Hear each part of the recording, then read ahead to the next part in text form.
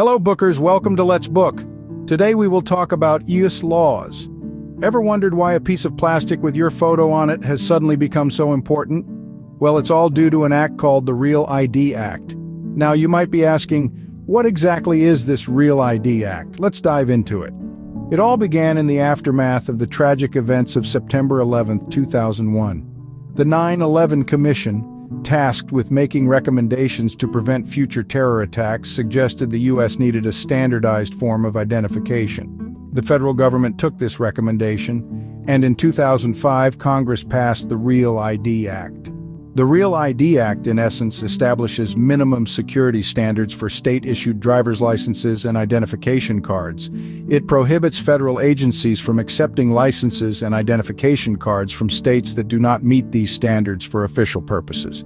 These official purposes typically include accessing federal facilities, entering nuclear power plants, and most notably for travelers, boarding federally regulated commercial aircrafts. The implementation of the act, however, did not happen overnight. It was a process that spanned over a decade and a half.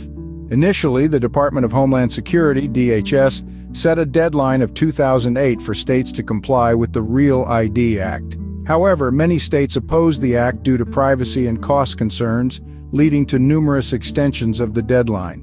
Finally, in January 2013, DHS announced a phased enforcement plan for the Real ID Act. The final phase, affecting air travelers, was initially set to begin. However, the deadline was pushed back several times to give states more time to comply and the public more time to become aware of the changes. Fast forward to today, it's now a reality. The final deadline for enforcement is May 3, 2023.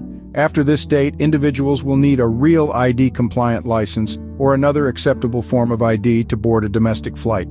But also, DHS announced its intent to extend the Real ID full enforcement date by 24 months, from May 3, 2023 to May 7, 2025. So, what does this mean for you?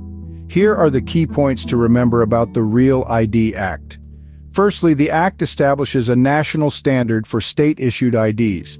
This means your license needs to meet certain security criteria to be considered Real ID compliant.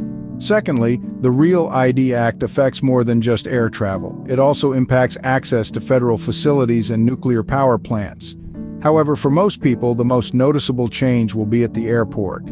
Lastly, this part very important, the Act is not a mandate. States have the option to issue non-compliant IDs, but these cannot be used for certain federal purposes. Individuals also have the option to use other forms of federally accepted identification, like a passport instead of a Real ID. So the next time you look at your driver's license, remember there's more to it than just a photo and address.